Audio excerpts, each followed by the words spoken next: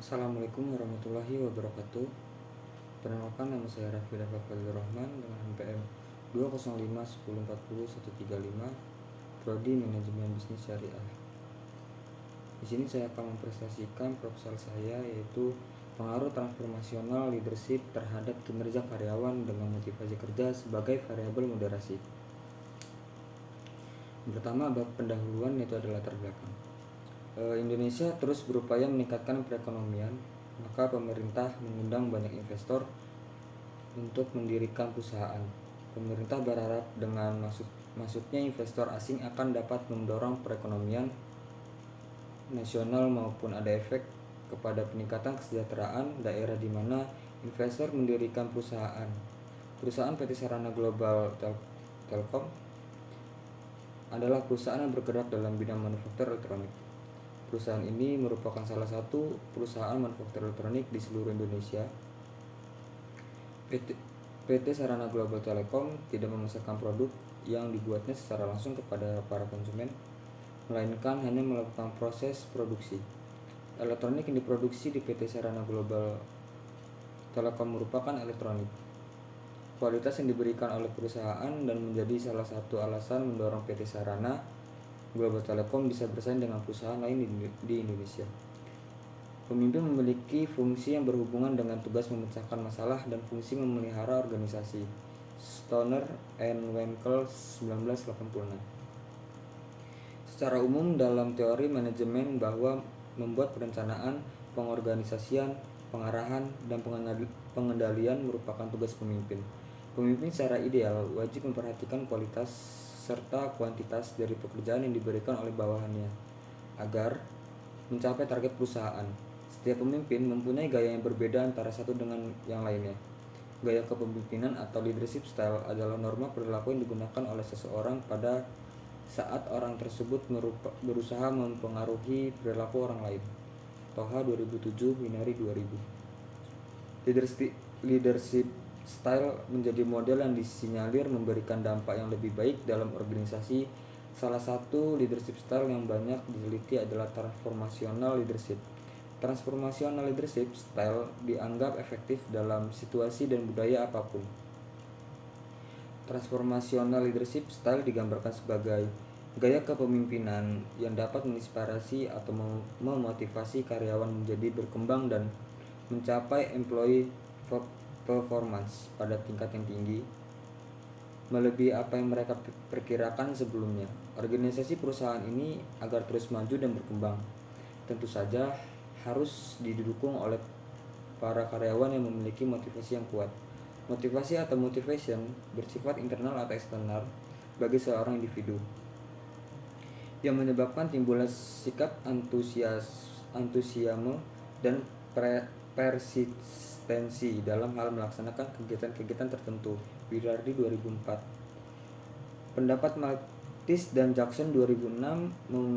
Pada tahun 2006, motivation adalah keinginan dalam seorang yang menyebabkan orang tersebut bertindak untuk mencapai tujuan.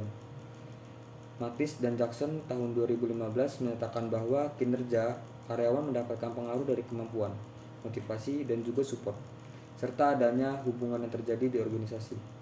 Beberapa faktor yang dapat mempengaruhi kinerja dapat dikelompokkan menjadi dua, yaitu faktor internal seperti kompetensi dan motivasi, dan faktor eksternal seperti budaya, kepemimpinan, teknologi, dan lainnya. Robbins dan George di tahun 2009. Dari sisi eksternal, kepemimpinan transformasional merupakan faktor yang paling banyak mendapatkan perhatian, meskipun hubungannya dengan kinerja bukanlah sebuah hubungan yang sederhana. Sebagai contoh, Kearney pada tahun 2008 menemukan bahwa hubungan kepemimpinan transformasional dengan kinerja dimoderasi oleh perbedaan usia antara pemimpin dan karyawan. Studi lebih baru dilakukan oleh Little al. Pada tahun 2007 menemukan bahwa stimulasi intelektual memiliki ukuran efek relatif tertinggi pada kinerja, sementara dukungan individual hanya memberikan pengaruh tidak langsung. Selain itu, efek langsung dari ekspektasi kinerja tinggi menjadi efek totalnya tinggi signifikan. sebagai salah satu faktor penentu kinerja organisasi. Kinerja merupakan faktor yang sangat kompleks karena kinerja dipengaruhi berbagai faktor. Di antaranya adalah gaya kepemimpinan Locke tahun 2007, dan juga selanjutnya Berry pada tahun 1998, Schools pada tahun 1994 mengemukakan variabel sertaan yang dianggap sebagai variabel demografik, antara lain jenis kelamin, umur, tingkat pendidikan, dan masa kerja. Wan dan kawan-kawan pada tahun 1997 mengemukakan bahwa tingkat pendidikan berhubungan positif dengan kinerja. Selanjutnya Berry dan Houston berpendapat bahwa masa kerja mempengaruhi kinerja. Definisi lain menyatakan bahwa kondisi kerja merupakan keseluruhan peralatan dan bahan yang digunakan dalam mengerjakan tugasnya yang berada di lingkungan sekitar, di mana seseorang bekerja, metode bekerja, pengaturan kerja, baik yang dilaksanakan secara perseorangan maupun sebagai kelompok. Hasil yang diperoleh pada penelitian ini bahwa kepemimpinan PT Sarana Global Telecom masih jauh yang diharapkan karyawan. Hal ini dapat dilihat dari peran seorang manajer yang masih kurang memiliki ketegasan dalam memberikan instruksi. Selain itu juga, para manajer yang ada di perusahaan tidak memberikan stimulus-stimulus yang dapat meningkatkan kepuasan kerja. Karena kepuasan kerja bukan hanya dinilai dari kompensasi yang diberikan, tetapi banyak faktor-faktor lain yang dapat meningkatkan kinerja, diantaranya gaya kepemimpinan dan kepuasan kerja karyawan. Hal ini akan berdampak kepada penurunan kinerja karyawan, terlihat dari adanya ketidakpuasan yang dialami karyawan dalam menjalankan tugas-tugasnya yang diberikan ke pimpinan. Penulis telah memaparkan gap research pada penelitian sebelumnya, sehingga manfaat dan tujuan dari penelitian ini sebagai salah satu solusi guna mengurai permasalahan penting yang dihadapi oleh para pimpinan PT Sarana Global Telecom adalah bagaimana dapat meningkatkan kinerja karyawan dengan variabel kepemimpinan transformasional dan kepuasan kerja. Walaupun telah banyak dilakukan penelitian, tetapi penulis akan memberikan sesuatu hasil yang baru dan dapat menambah temuan-temuan yang baru, sehingga penelitian ini menjadi sesuatu hasil yang baru dan dapat menambah temuan-temuan yang baru. Berdasarkan hasil prasurvei yang saya lakukan terhadap 50 karyawan perusahaan PT Sarana Global Telecom, terdapat 70% menyatakan bahwa transformasi leadership sangat terpengaruh terhadap mereka. Berdasarkan hasil prasurvei bahwa kinerja karyawan dipengaruhi oleh sikap pemimpin perusahaan dalam kinerja perusahaan PT Sarana Global Telecom, terdapat 75% menyatakan bahwa transformational leadership sangat berpengaruh terhadap karyawan. Oleh karena itu, berdasarkan fenomena penelitian di atas, maka diangkat penelitian mengenai pengaruh transformasional leadership terhadap kinerja karyawan dengan memotivasi kerja sebagai variabel moderasi. Hasil dari penelitian ini diharapkan dapat memberikan gambaran mengenai aspek-aspek yang dapat mempengaruhi kinerja pada karyawan sehingga dapat bermanfaat untuk konsumen dan penelitian selanjutnya. Bab kedua adalah landasan teori dan pengaruh hipotesis. Teori yang digunakan yang pertama ada teori transformasional kepemimpinan. Teori ini dikembangkan oleh James McGregor Burns dan dijelaskan bahwa kepemimpinan transformasional adalah gaya kepemimpinan yang memotivasi dan menginspirasi karyawan untuk bekerja dengan lebih baik dan mencapai tujuan bersama. Kepemimpinan transformasional didasarkan pada 3 faktor utama, yaitu visi, pengaruh, dan perhatian individual. Teori transformasional kepemimpinan berkaitan langsung dengan judul penelitian tentang pengaruh kepemimpinan transformasional terhadap kinerja karyawan. Teori ini menyatakan bahwa kepemimpinan transformasional adalah gaya kepemimpinan yang memotivasi dan menginspirasi karyawan untuk bekerja dengan lebih baik dan mencapai tujuan bersama. Yang kedua ada teori pemimpin transformasional. Pemimpin transformasional juga mampu menginspirasi karyawan dengan mengajukan tantangan-tantangan yang memacu karyawan untuk berkembang, memberikan pengakuan atau usaha dan hasil kerja karyawan, dan membangkitkan rasa kepercaya diri karyawan dalam mencapai tujuan bersama. Hal-hal tersebut akan meningkatkan kinerja karyawan secara keseluruhan. Dengan demikian, teori transformasional kepemimpinan dapat digunakan sebagai dasar dalam memformulasikan hipotesis dan merancang penelitian tentang pengaruh kepemimpinan transformasional terhadap kinerja karyawan. Yaitu selanjutnya ada motivasi kerja. Menurut Robbins tahun 2006, motivasi kerja kesediaan karyawan untuk mengeluarkan tingkat upaya yang tinggi untuk tujuan organisasi yang dikondisikan oleh kemampuan upaya itu untuk memenuhi beberapa individual. Sedangkan menurut Gibson et al. Pada tahun 1996, motivasi merupakan kekuatan yang mendorong seseorang karyawan yang menimbulkan atau mengarahkan perilaku atau suatu proses di mana perilaku diberikan energi dan diarahkan. David Michelin dikenal menjelaskan 3 jenis motivasi, yaitu yang pertama ada kebutuhan akan berprestasi, yang kedua kebutuhan akan kekuasaan, dan ketiga kebutuhan akan berafiliasi. Penggunaan hipotesis.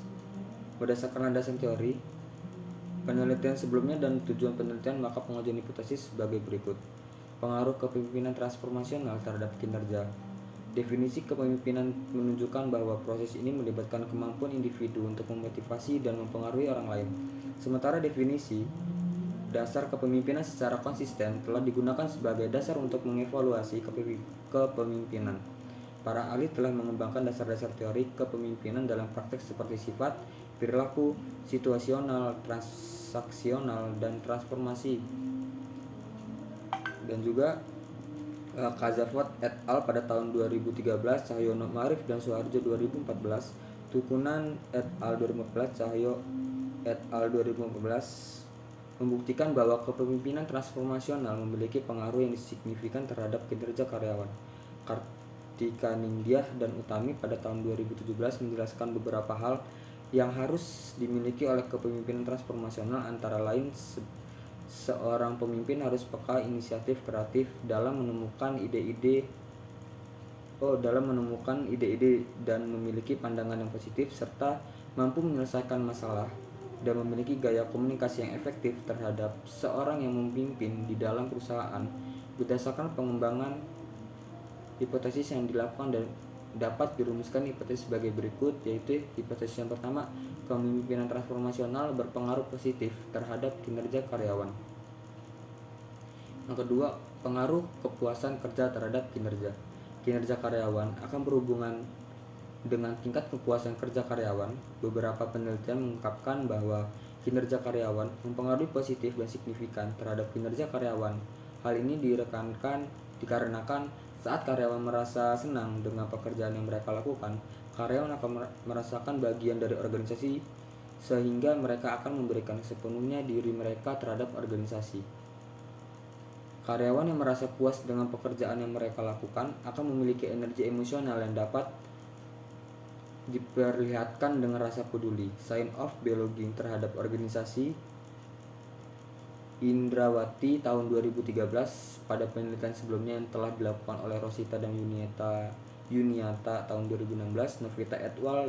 Tahun 2016, Chandra Ningtyas et al. Dilakukan oleh tahun 2013, yang menemukan bahwa kepuasan kerja berpengaruh positif terhadap kinerja. Artinya jika kepuasan kerja ditingkatkan perusahaan, maka kinerja juga akan meningkat. Berdasarkan pengembangan hipotesis yang dilakukan, dapat dirumuskan hipotesis sebagai berikut. Hipotesis yang kedua, yaitu kepuasan kerja berpengaruh positif terhadap kinerja karyawan. Pengaruh kepuasan kerja dan kepemimpinan transformasional terhadap kinerja. Kepuasan kerja pada prinsip akan berkaitan dengan upaya karyawan dalam melaksanakan pekerjaan dengan perasaan senang, puas dalam menjalankan pekerjaan. Kepuasan kerja merupakan ukuran yang dirasakan oleh karyawan dalam menghadapi suatu pekerjaan, yang dimana yang sesuai dan tidak sesuai dengan apa yang dirasakan oleh karyawan itu sendiri. Barlian tahun 2017. Demikian juga seperti yang dijelaskan oleh Widodo pada tahun 2006, karyawan yang memiliki tingkat kepuasan yang berbeda satu sama lainnya. Kepuasan kerja penting untuk mengevaluasi oleh manajemen perusahaan karena akan mempengaruhi kinerja.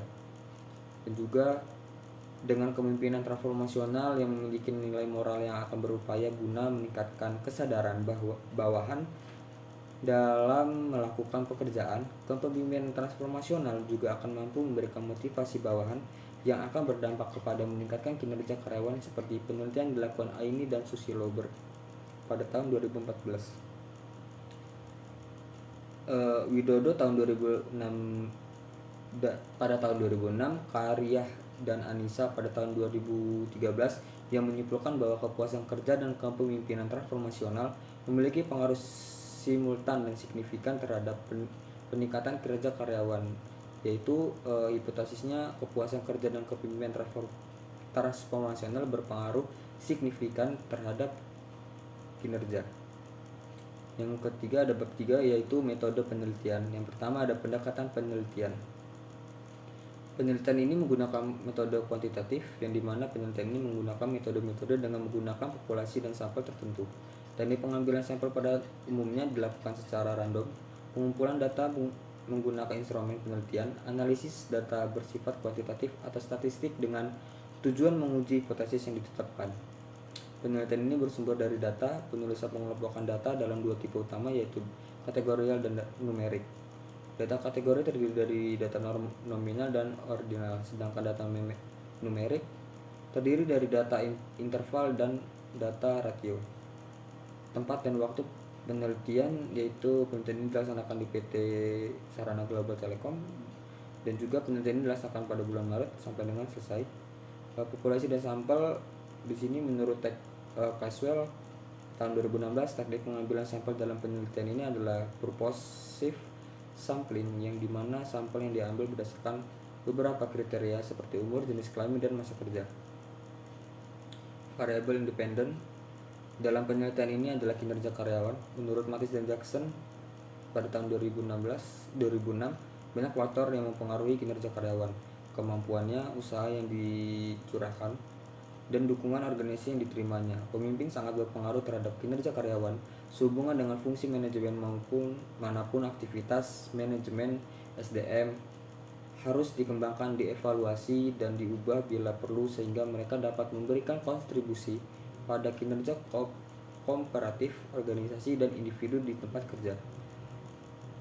Menurut Mathis dan Jackson 2006, indikator kinerja adalah yang pertama kuantitas, diukur dari persepsi karyawan terhadap jumlah aktivitas yang ditugaskan beserta hasilnya. Yang kedua kualitas, dapat diukur dari persepsi karyawan terhadap kualitas pekerjaan yang dihasilkan serta kesempurnaan tugas terhadap keterampilan dan kemampuan karyawan. Yang ketiga, ketepatan waktu, diukur dari persepsi pegawai terhadap suatu aktivitas yang diselesaikan dari awal waktu sampai menjadi output.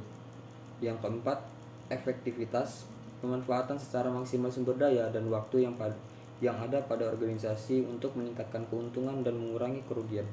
Yang kelima, kehadiran. Tingkat kehadiran karyawan dalam perusahaan dapat menentukan kinerja karyawan.